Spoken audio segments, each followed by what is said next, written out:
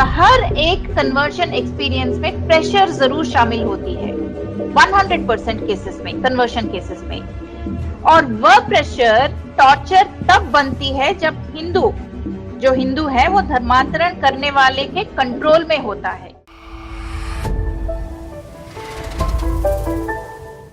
नमस्कार दोस्तों, रंग दे बसंती देखना शुरू कर चुके हैं आप। मैं हूं राजीव चौधरी। बहुत लोगों की इच्छा थी कि एस्थर धनराज जी एक बार फिर से रंग दे बसंती के इस मंच पर आए, एक बार फिर से अपनी उसी बेबाकी के साथ अपने विचार रखे। मैं आपको बता दूं, जो दोस्त एस्थर धनराज जी का पहला प्रोग्राम नहीं देख पाए, उनके लिए एस्थर जी का एक छोटा सा परिचय है। श्रीमती एस्थर धनराज एक पूर्व ईसाई है। पहले ईसाई थी, फिर हिंदू हो गई। उन्होंने 25 वर्षों तक ईसाइयत को देखा, परखा, जाना। इसके बाद अपने मूल धर्म में वापस आई। भारत से अंग्रेजी साहित्य में मास्टर की डिग्री ली और लूथर राइस विश्वविद्यालय जॉर्जिया संयुक्त राज्य अमेरिका से देवत्व में मास्टर डिग्री प्राप्त की। ईसाई सिद्धांतों और प्रथाओं की आप एक बड़ी बेबाक विशेषज्ञ या कौन की डॉक्टर है। अनेकों बार अनेकों चैनलों पर ईसाइयत का कवच उतार चुकी है, उनका ऑपरेशन कर चुकी है और अब साथ ही ग्रामीण भारत भर में जमीनी स्तर पर सक्रिय रूप से धर्मांतरण से लड़ रही है। उन हिंदू परिवारों को सलाह देती है जो या तो गरीबी में या युवावस्था में ईसाई हो गए या फिर ईसाइयत में जाने का विचार कर रहे हैं, यानी एक जमीनी योद्धा हम उन्हें कह सकते हैं। तो श्रीमती एस्थर धनराज जी का रंग दे बसंती के इस मंच पर एक बार फिर से बहुत बहुत स्वागत है। नमस्ते राजीव जी। एस्थर जी, सबसे पहले तो मैं आपके एक ट्वीट की बात करूं जो शायद आपने कल ही किया था कि आपका एक भाई 28 साल की उम्र में किसी बीमारी के कारण स्वर्गवासी हो गए थे। हालांकि मैं आपको अतीत में ले जाकर फिर दुखी नहीं करना चाहता, लेकिन फिर भी एस्थर जी, मेरे हिसाब से उस समय आप ईसाई थी, जीसस में विश्वास था, तो क्या कारण रहा कि जीसस भी उन्हें बचा नहीं पाए या आपने चंगाई नहीं ली थी? यानी मैं कहूं तो जीसस के वो भक्त थे तो उन्हें बचाया क्यों नहीं? वैसे मेरे भाई को तो मरना नहीं चाहिए था, क्योंकि वो बस 3 साल पहले उसने ईसाइयत ले रखी थी, कन्वर्ट हो रखा था। मैं और वो साथ में हमारी बैप्टिज्म हुई थी। तो वैसे यीशु मसीह उसको ठीक कर देना चाहिए था। बचपन से ही उसके कुछ प्रॉब्लम्स रहे थे। वो बिल्कुल अपने यूथ अवस्था में था जब वो गुजर गया, और बचपन से जितने सारे उसके हेल्थ प्रॉब्लम्स थे उसको ठीक हो जाना चाहिए था, है ना। जिस तरह से पादरी लोग आजकल एडवर्टाइज कर रहे हैं कि यीशु मसीह इतने शक्तिशाली है कि कैंसर, एड्स तक को ठीक कर देते हैं, तो मेरा भाई का तो सिर्फ एक छोटा सा टाइप 1 डायबिटीज था, जो यीशु मसीह कैंसर को ठीक कर सकता है। यहाँ तक तो मुर्दों को भी जिंदा कर रहा है पादरी के प्रेयर करने पर। तो टाइप 1 डायबिटीज बड़ी चीज होनी नहीं चाहिए थी, उसे मरना नहीं चाहिए था, बट पता नहीं कैसे मर गया। तो हो सकता है यीशु मसीह उतना शक्तिशाली ना हो जितना कि पादरी लोग बता रहे हैं। सबको अपनी अपनी कर्म भुगतने की बिल्कुल आवश्यकता है, उससे कोई बच नहीं सकता। यहाँ तक कि यीशु मसीह का भी कोई कंट्रोल नहीं है। यही मेरा ट्वीट है। ईसा मसीह खुद सूली पर लटकाए गए थे, वो तो खुद खुद को को नहीं बचा पाए थे। एग्जैक्टली। हाँ जी। तो एस्थर जी, एक बहुत छोटा सा सवाल शायद हमारे दर्शकों के मन में भी होगा कि आपका असली नाम क्या है? क्या एस्थर धनराज आपका असली नाम है या ये नाम भी ईसाइयत से बतौर गिफ्ट मिला था? थोड़ा सा पहले इस विषय में आप जरूर बताएं। तो ईसाई बनने से पहले मेरा नाम था कामाक्षी। तो मेरे माता पिता ने मुझे जो नाम दिया था एज अ हिंदू, वो था कामाक्षी। और 13 साल की उम्र में मैं चर्च जाना शुरू किया। तकरीबन 16 साल की उम्र में 19 साल की उम्र में मैं ऑफिशियली क्रिश्चियन बनी। जिन पादरी ने मुझे और मेरे परिवार का धर्मांतरण किया, उन्होंने मुझे ये नाम दिया, एस्थर नाम दिया। वैसे अगर किसी कन्वर्टेड का नाम ज्यादा ही हिंदू नाम हो, जैसे कि मेरा कामाक्षी कुछ ज्यादा ही ट्रेडिशनल नाम है, तो ऐसे लोगों का नाम बदल दिया जाता है। तो तभी उन्होंने मेरा नाम बदल दिया, उस पादरी ने। और मुझे भी मतलब कोई प्रॉब्लम नहीं थी, क्योंकि मैं क्रिश्चियन बन चुकी थी और इतना ट्रेडिशनल, खासकर ट्रेडिशनल हिंदूज, खासकर ब्राह्मण्स के नाम ज्यादातर कामाक्षी होती हैं। तो इतनी ट्रेडिशनल नाम लेके मैं क्रिश्चियन चर्च में खड़े होके कभी कुछ सरमन या कभी कुछ बोलना पड़े, तो वो मुश्किल है, इसलिए मैं अभी मान गई कि चलो नाम बदलना ज़रूरी है। तो ऐसा मेरा नाम एस्तर आ गया, वैसे मेरा नाम कामाक्षी था। बहुत सारे लोग ऐसे हैं जो मुझे कामाक्षी के नाम से बिल्कुल। जानते हैं, कामाक्षी के नाम से ही मुझे बुलाते हैं। इनमें से कई सारे क्रिश्चियंस भी है, वो क्रिश्चियंस जो मेरे कन्वर्ट होने से पहले या कन्वर्ट होने के फौरन बाद मेरे दोस्त बने हैं, वो लोग अभी भी मुझे कामाक्षी बुलाते हैं, और मेरी फैमिली में सारे लोग मुझे कामाक्षी नाम से ही बुलाते हैं। ठीक है एस्तर जी, अब हम भी आपको कामाक्षी जी ही कहा करेंगे। जरूर, बहुत अच्छा लगता है मुझे वो नाम। तो कामाक्षी जी, भी आप साउथ इंडिया से है, पहले हम उसी तरफ चलते हैं, क्योंकि जैसे अभी तमिलनाडु में लावण्या नाम की एक 17 साल की लड़की ने आत्महत्या की, उनकी वीडियो भी सामने आई, जिसके बाद इस आत्महत्या को प्रेशर कहो या एक दबाव की आत्महत्या बताया जा रहा है। यानी वार्डन ने उस बच्ची को ईसाई बनाने के लिए इतना टॉर्चर किया कि उसने अपनी जीवन लीला ही समाप्त कर ली। कामाक्षी जी, क्या सच में ये लोग ऐसा ही करते हैं, या सिर्फ ईसाई मिशनरीज को हो या इन दानवों को बदनाम किया जा रहा है? राजीव जी, लावण्या का केस बहुत ही दुखदायक है।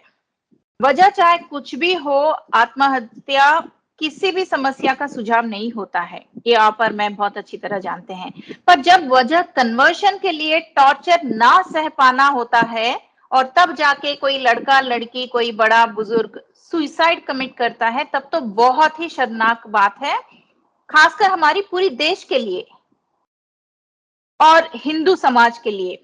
अभी इन्वेस्टिगेशन चल रही है, मामला सीबीआई के हाथ में है, तो मैं अपनी राय मैं खुद तक रखना चाहती हूँ, किसी भी निर्धारित रूप से नहीं पेश करूंगी मैं अपनी राय। अभी इन्वेस्टिगेशन चल रही है, मामला सीबीआई के हाथ में है, तो मैं अपनी राय खुद तक रखती हूँ और निर्धारित रूप से नहीं दूंगी। पर कुछ सवाल राजीव जी जरूर उठते हैं इस केस के मामले में, जिन्हें मैं आपके चैनल के थ्रू पूछना चाहती हूँ। अब मान लीजिए, जिस तरह से हमारे देश की पूरी क्रिश्चियन व्यवस्था कन्वर्शन एंगल नकारने की बिल्कुल कोशिश कर रही है लावण्या केस में, तो सवाल ये है कि क्यों कन्वर्शन एंगल को देखना परखना भी नहीं चाहता है, कोई इन्वेस्टिगेशन तक लाने की भी जरूरत नहीं है, ऐसा क्यों कह रहा है क्रिश्चियन व्यवस्था? क्या ऐसा कभी नहीं हुआ कि हमारे देश के मिशनरी स्कूलों में हिंदू बच्चों की धर्मांतरण नहीं हुई हो? क्या हमारे पास सबूत नहीं है? वी हैव इनफ एविडेंस, है ना? कितनी लंबी हिस्ट्री में इतने सारे मिशनरी स्कूल्स जिस देश में है, क्या वहां पे एक भी कन्वर्शन नहीं हुई है इतने सालों में? इस बात के मिशनरी स्कूल्स क्या मिशनरी स्कूल्स हिंदू बच्चों को प्रेरित नहीं करते हैं कि ईसाईयत स्वीकार कर लें? और जो स्वीकार लेता है वो मेरी, लिडिया, जॉन या पीटर बन जाते हैं, और जो नहीं करते हैं वो लावण्या बन जाते हैं। क्या यही यही दो चॉइसेस है? तो आते हैं टॉर्चर के बात पे। आपने पूछा क्या ये लोग ऐसा ही करते हैं? यहाँ पे मैं दो शब्दों का इस्तेमाल करूंगी, प्रेशर और टॉर्चर। हर एक कन्वर्शन एक्सपीरियंस में प्रेशर जरूर शामिल होती है, 100% केसेस में, कन्वर्शन केसेस में। और वह प्रेशर टॉर्चर तब बनती है जब जो हिंदू है वो धर्मांतरण करने वाले के कंट्रोल में होता है। उदाहरण के लिए, अगर एक चर्च के पादरी किसी हिंदू फैमिली का धर्मांतरण करने की कोशिश कर रहा है, तो उस फैमिली पे उस पादरी का ज्यादा कंट्रोल नहीं होता है ना? मतलब पादरी तो पादरी है और फैमिली अपनी जिंदगी जी रही है, तो पादरी का ज्यादा कंट्रोल नहीं होता है। ऐसे में वो पादरी उस फैमिली को केवल इमोशनल प्रेशर कर सकता है, ना कि टॉर्चर। कभी चावल की बोरी देके, कभी कुछ और प्रलोभ देके, कभी कुछ और, कभी कुछ और। तो हर दो एक दिन में उस परिवार के घर भी पहुंच जाता है और ब्रेन वॉश करने की बहुत कोशिश करता है। मैं इस ब्रेन वॉश को प्रेशर की नाम दे रही हूँ। पर प्रेशर टॉर्चर का रूप तब धारण करता है जब धर्मांतरण करने वाला उस हिंदू व्यक्ति के ऊपर किसी आधिकारिक स्तर पे हो, यानी कि अथॉरिटेटिव पोजीशन में हो। जैसे कि बॉस, एक हिंदू का बॉस क्रिश्चियन है, और जब हिंदू रेसिस्ट करता है कि नहीं करना है मुझे ईसाईयत स्वीकार, तब टॉर्चर शुरू हो जाती है। पहले पहले वो प्रेशर बनती है, प्रेशर की तौर पे शुरू होती है, फिर वो प्रेशर टॉर्चर बन जाती है। टॉर्चर तभी मुमकिन है जब वो क्रिश्चियन धर्मांतरण करने की जो कोशिश कर रहा है, वो ईसाई अगर एक आधिकारिक पोजीशन पे है तब वो टॉर्चर हो जाता है। जैसे कि टीचर, प्रिंसिपल, इस मामले में वही हुआ है। तो ऑफ कोर्स वो प्रेशर की तौर पे शुरू हुआ है, वो जाके टॉर्चर पे पहुंचा, जो ये बच्ची सह नहीं पाई, तभी उसने सुसाइड की होगी। मैं ये भी नहीं बोल रही हूँ कि यही हुआ है, हो सकता है। तो प्रेशर और टॉर्चर बिल्कुल मौजूद होते हैं हर कन्वर्शन स्टोरी में, मतलब ज्यादा से ज्यादा कन्वर्शन स्टोरीज में।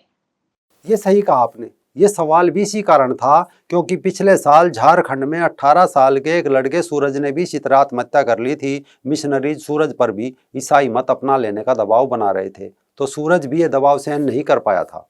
बहरहाल आगे अभी कुछ सवाल और भी बाकी है, और सवाल ये भी साउथ इंडिया से ही है। यहाँ पिछले दिनों एक बिशप को नन के 13 बार रेप करने के बाद भी और करीब 39 गवाहों की गवाही के चलते केरल हाईकोर्ट ने बरी किया है। कामाक्षी जी, ऐसा क्या है कि ईसाईयत में कि जीसस की इन कथित पत्नियों यानी ये नन हमेशा मौन कर दी जाती है, जबकि अगर अंतर्राष्ट्रीय संस्थाओं जैसे रॉयल कमीशन की रिपोर्ट होश उड़ा देती है, या फिर वेटिकन स्कैंडल जैसे नाम से पश्चिमी देशों के अखबारों ने भी इसके बारे में खूब लिखा, यहाँ तक कि न्यूयॉर्क टाइम्स ने तो इसे खुलकर वेटिकन सेक्स स्कैंडल लिखा था, लेकिन फिर भी कोई बड़ी कार्रवाई ना तो कभी वेटिकन की तरफ से इन पादरियों और बिशपों के ऊपर होती, और ना ही विश्व भर की न्याय व्यवस्था इन नन्स को न्याय दिला पाती, जबकि ये शोषण अब किसी से छिपा नहीं है और खुलेआम हो रहा है।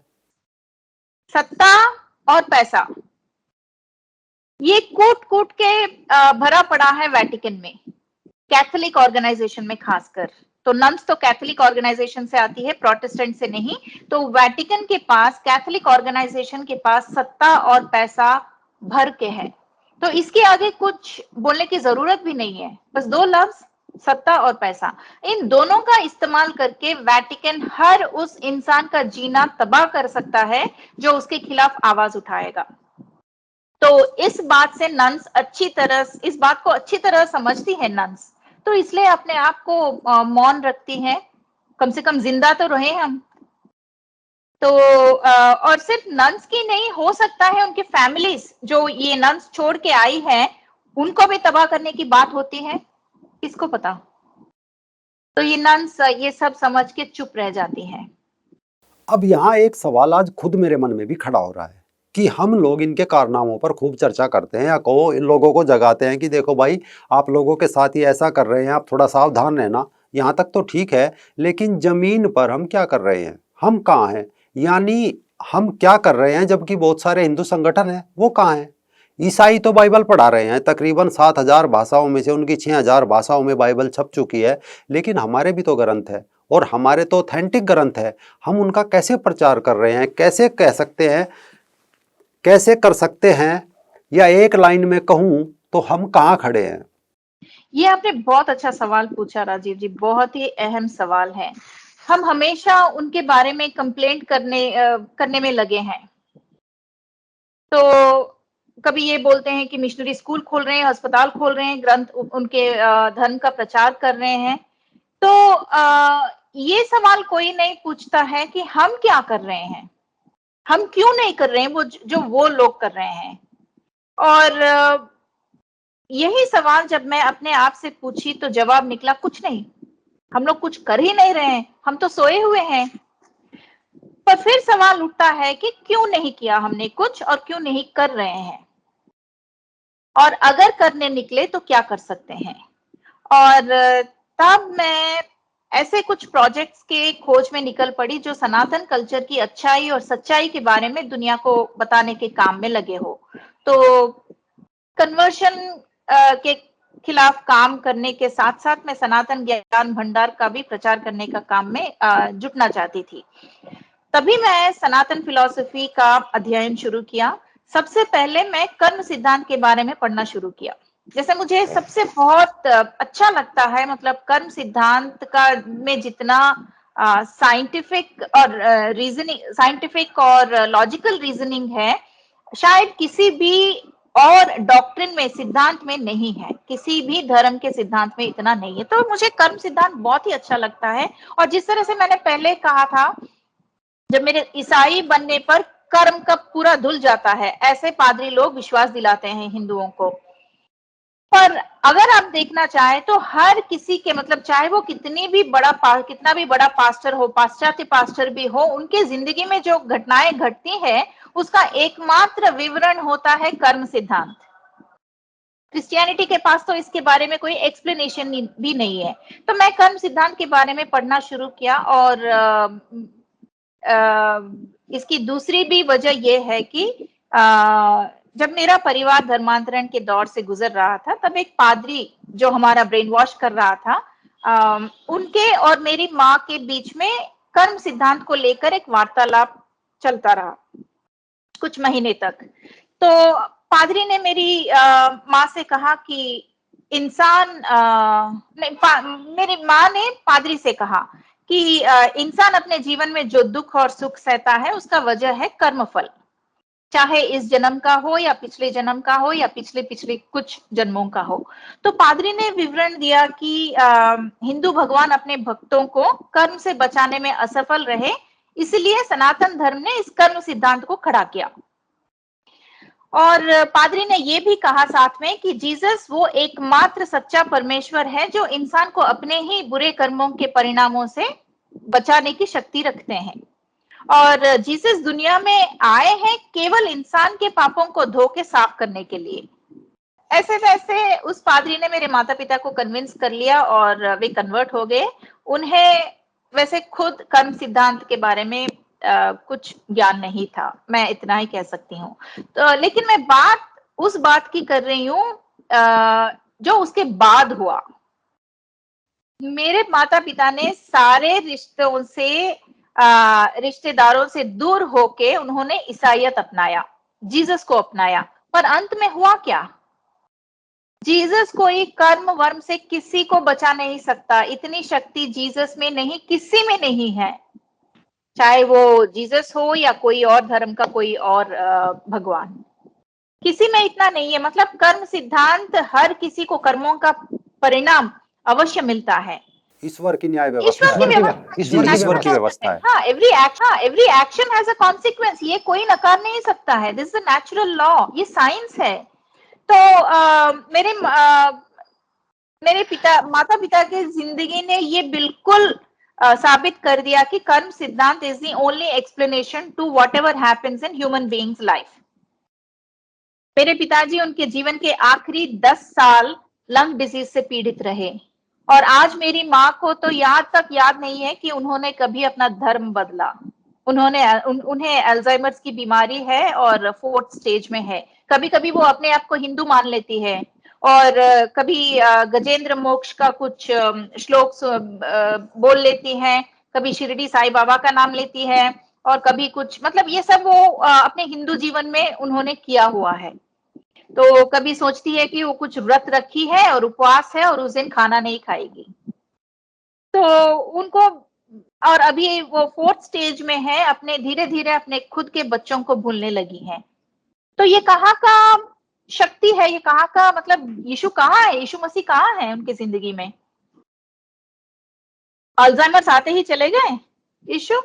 शायद अभी जीसस की फ्लाइट नहीं आई और पादरियों को सही नहीं पता, क्योंकि कोई पादरी कह रहा है कि कुछ दिन में आएगा, कोई कह रहा है 2040 में आएगा, कुछ साल बाद उनकी फ्लाइट आएगी, बस कह रहे हैं, सही टाइम किसी को नहीं पता। जी जी जी जी, वो चल रहा है 1900 से चल रहा है, वापस आएंगे। वैसे बाइबल में उन्होंने कहा, उसी जनरेशन के लोग जहाँ पे खड़े थे वो बोले तुम लोगों की पीढ़ी खत्म होने से पहले मैं आऊंगा। अभी निकले हैं वहां से, बहुत काफी दूर है, आप ये भी समझ लीजिए। तो गलती उनकी नहीं है। तो जैसे जैसे मैं कर्म सिद्धांत को पढ़ना शुरू की, ये लगा मुझे कि केवल कर्म सिद्धांत ही इन सब का जवाब है, और इस सिद्धांत को मुझे और गहराई से जानना था। और राजीव जी, जब बात कर्म सिद्धांत की होती है तो भगवत गीता से बढ़कर कोई और ग्रंथ हो ही नहीं सकता। तो जब मैं भगवत गीता पढ़ना शुरू की, एक बात मुझे बहुत खटकने लगी। ऑफ कोर्स मुझे उसका ज्ञान का बहुत ही स्पिरिचुअली मुझ में बहुत डेवलपमेंट हो रही थी, बट एक बात का बहुत दुख था मुझे, कि अभी भी है, गीता जैसे एक उच्चतर दिव्य और सबसे प्रैक्टिकल ज्ञान हमारे पास होते हुए मुझे ये समझ में नहीं आता है कि हिंदू धर्माधिकारी कैसे मुझ जैसे लोगों को ईसाई बनने से नहीं रोक पाए। तो उनके पास तो ज्ञान का भंडार है, हर हर चीज का हमारे शास्त्रों में जवाब है। तो फिर भी मुझ जैसे लोग ईसाई बन रहे हैं। मेरे परिवार जैसे पढ़े लिखे लोग सिटी में रहते हुए हर चीज की एक्सपोजर जिन्हें होती है, ऐसे लोग भी ईसाइयत अपना रहे हैं। मैं ये पूरी तरह से कन्विंस्ड हूं कि हम गीता को पूरी दुनिया को पूर्ण तरह से परिचित करने में बिल्कुल असफल रहे। सिर्फ गीता नहीं, अद्वैत को, वेदांत को, हर हर वो ज्ञान को हम दुनिया में फैलाने में असफल रहे। और मान लीजिए अगर इस्कॉन ने गीता को भारत के बाहर ले जाने का प्रयास नहीं किया होता, तो आज के दिन भारत के बाहर किसी को गीता के बारे में कुछ पता ही नहीं चलता। लेकिन जैसे जैसे दुनिया का ये जो जनसंख्या बढ़ता जा रहा है, मुझे लगता है कि इस्कॉन जैसे और भी गीता प्रचार ऑर्गेनाइजेशंस खड़े होने चाहिए, आगे आने चाहिए। और दूसरी संस्था है गीता प्रेस। तो ये भी मतलब गीता ज्ञान प्रचार करने में काफी काम किया हुआ है ये ऑर्गेनाइजेशन भी। तो मैं भी ऐसे ही किसी एक प्रोजेक्ट से जुड़ना चाहती थी। तो मेरा संकल्प इतना दुरुस्त था कि भगवान को सुनना ही पड़ा। और मेरे चारों ओर जो हल्ला हो रहा है आजकल सोशल मीडिया पे और कई सारे मीडिया आउटलेट से, ये पता चलता है कि हिंदू अभी अभी जाग रहा है। मतलब पूरी तरह से जागा नहीं है, पूरी तरह से हर हिंदू की आंख खुली नहीं है, पर जिस किसी ने भी नींद से जागा, दुरुस्त जागा। तो ऐसे ही एक जागरूक हिंदू से मेरी परिचय हुई और उन्होंने अपने खुद की एक संकल्प के बारे में मुझे बताया। अब उनका संकल्प ये है कि साल 2050 तक दुनिया के 50% पॉपुलेशन को, जनसंख्या को गीता से परिचित कराना, ये उनका संकल्प है। और उन्होंने इस प्रोजेक्ट का नाम रखा है मिशन 5 बिलियन। इसे 5 बिलियन इसलिए कहते हैं क्योंकि 2050 तक दुनिया का जनसंख्या 10 बिलियन होने का अंदाजा लगाया गया है। तो इस हिसाब से 50% हो गया 5 बिलियन, इसलिए इस प्रोजेक्ट को मिशन 5 बिलियन के नाम से नाम रखा है। और इस महायज्ञ को संभव बनाने के लिए उन्होंने एक बहुत ही अच्छी और सरल रोड मैप बनाया है। और इस मैप के चलते हम 7 स्टेप्स में इस महायज्ञ को पूरा कर सकते हैं, ऐसा उनका संकल्प है, ऐसा उनका विश्वास है, दृढ़ विश्वास है। तो हम बात करते हैं स्टेप 1 की। उनके रोड मैप में जो स्टेप 1 है वो गीता का, उसका नाम उन्होंने दिया है गीता का दशावतार। तो गीता को 10 अलग अलग स्टाइल में बनाने की कोशिश कर रहे हैं, जैसे कि हिंदुस्तानी राग का एक स्टाइल, एक प्लेन सेल्फ लर्निंग स्टाइल तानपुरा के बैकग्राउंड म्यूजिक के साथ, एक फ्यूजन म्यूजिक के साथ जो युवाओं को अट्रैक्ट करे, ऐसा स्टाइल एक। ऐसे 10 स्टाइल में अलग अलग भाषाओं में गीता को प्रस्तुत करने का प्रयास हो रहा है। अब तक 5 भाषाओं में यानी इंग्लिश, हिंदी, तेलुगु, तमिल और कन्नड़ा में इन 3 स्टाइल की गीता पूरी हो चुकी है। तो मैं चाहती हूँ कि दर्शक हमारे यूट्यूब चैनल यानी कि गीता यूनिवर्सिटी पर जाएं और इन सारे वीडियो को एक बार चेक कर लें। करीब 500 से भी ज्यादा वीडियोस वहां पे है। और अब आते हैं स्टेप नंबर 2। ये बहुत ही इंपॉर्टेंट स्टेप है जो कि फंड रेजिंग है। अगर साल 2050 तक दुनिया के 50% जनसंख्या तक गीता को ले जाना चाहते हैं, तो ये केवल ऑनलाइन यानी इंटरनेट के माध्यम से संभव नहीं है। आप और मैं, हम भी जानते हैं इंटरनेट तो इतने सारे वीडियो से भरा पड़ा है, तो इसके लिए एक अलग ही प्रयास की जरूरत है। इसलिए एक यूनिवर्सिटी की हमने प्लानिंग की है। यूनिवर्सिटी बनाने के लिए हमें 100 एकड़ जमीन की जरूरत है और पहले फेज कंस्ट्रक्शन के लिए 200 करोड़ के डोनेशन की मांग कर रहे हैं हम। उसका एस्टिमेशन है कि है 200 crore, only first stage of construction. और इसके लिए भी हमने एक प्लान बनाया, बिल्कुल सरल सा प्लान। हम चाहते हैं कि 2 लाख डोनर्स सामने आए और one time payment of 10,000 rupees या $140 दें। और जिन डोनर्स को यह रकम बहुत भारी लगता है वे किश्तों में भी डोनेट कर सकते हैं, और उसका भी प्लान हमने बनाया है, जैसे कि 500 रुपये प्रति मंथ और 20 मंथ्स उसका कमिटमेंट दें हमें। और साल 2022 हमने फंड रेजिंग के लिए रखा है। बाकी राजीव जी स्टेप नंबर 5, स्टेप नंबर 3 से लेकर 7 तक मैं एक और एपिसोड में समझाती हूँ, क्योंकि उसमें काफी सारा मैथमेटिक्स होगा। मतलब किस तरह से 2022 से लेकर 2050 के बीच में हम गीता को कैसे 5 बिलियन लोगों तक कैसे लेके जाएंगे, उसका कंप्लीट मैथमेटिक्स है पूरा हमारे रोड मैप में। तो एक ही एपिसोड में अगर मैं समझाने जाऊंगी तो वो थोड़ा कंफ्यूजन हो जाएगा, इसलिए मैं चाहती हूँ कि हम एक और एपिसोड करें जहां पे बिल्कुल इसी के बारे में हम बात करेंगे। कामाक्षी जी, ये बड़ी अच्छी चीज है। तो अगर मैं खुद इसमें कोई डोनेशन करना चाहूँ तो कैसे कर सकता हूँ, या हमारे दर्शक भी चाहे तो वे कैसे कर सकते हैं, क्योंकि ये आपका बड़ा पवित्र और शानदार उद्देश्य है गीता के प्रचार का। हाँ जी, तो हमारे वेबसाइट जो है gitauniversity.in, इस पे पूरी जानकारी है। जब आप डोनेट करेंगे तो बिल्कुल आपके नाम के साथ वहां पे एक अलग सा पेज है वेबसाइट पे, जो आपके नाम के साथ, आपके डोनेशन के साथ, कितना आपके रकम के साथ सब कुछ वहां पे आ जाएगा। ये बिल्कुल हम जितना हो सके, जितना होना चाहिए उतनी ट्रांसपेरेंसी हमने मेंटेन कर रखी है। और हर रुपया जो हमारे अकाउंट में आता है उसका अकाउंट बिल्कुल होम पेज पे होता है हमारा।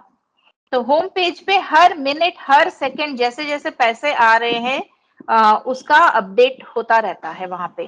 तो मैं चाहती हूँ कि आपके दर्शक gitauniversity.in पर जाएं, और ये मतलब बिल्कुल ही it's a very easy process, easy navigation process. मैं हमारे दूसरे एपिसोड में ये जो मतलब बिल्कुल वेबसाइट को सामने रख के मैं समझा दूंगी कि कहाँ जाके कैसे डोनेट करना है।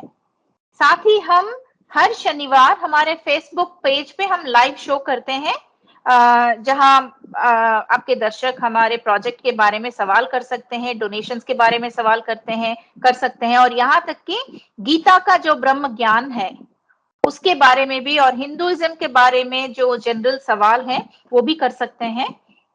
और व्हाट्सएप नंबर्स सारे हमारे वेबसाइट पे उपलब्ध है। तो राजीव जी, मैं चाहती हूँ कि आप हमसे, आपके दर्शक हमसे जुड़े और हमें गीता यूनिवर्सिटी के द्वारा भारत को विश्व गुरु के स्तर पर ले जाने की इस प्रयास में हमारी मदद करें। बहुत बहुत धन्यवाद कामाक्षी जी, आपने आज भी कोई हवाई बात नहीं की, सीधा जमीन पर लड़ने का फार्मूला बताया, और आप लोग इसमें जरूर कामयाब होंगे। जबरन हत्या की जा रही सनातन सभ्यता को बचाने में आपका ये पवित्र लक्ष्य है, आप इसमें जरूर कामयाब होगी। साथ ही मेरा दर्शकों से भी अनुरोध है कि अगर वो भी चाहे तो कामाक्षी जी के साथ इस युद्ध में जरूर जुड़े, अपना योगदान जो भी वो दे सकते हैं जरूर दे। हम लिंक खोजकर डिस्क्रिप्शन में डाल रहे हैं, आप इसमें अपनी भागीदारी कर सकते हैं। साथ ही कामाक्षी जी का ये वीडियो भी जरूर शेयर करें, और पुनः मैं कामाक्षी जी का बहुत धन्यवाद करना चाहता हूँ।